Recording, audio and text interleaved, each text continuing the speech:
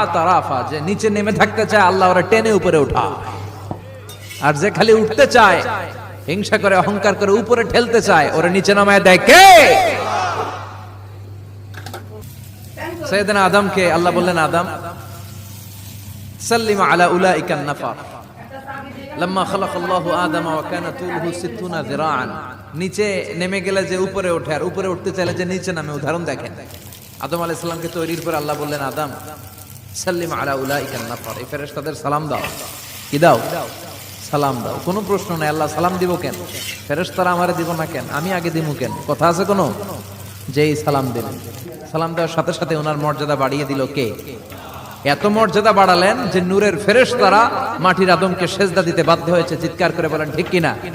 তুমি মাটির আদমকে প্রথম সৃষ্টি করিয়া ঘোষণা করিয়া দিলে শ্রেষ্ঠ বলি।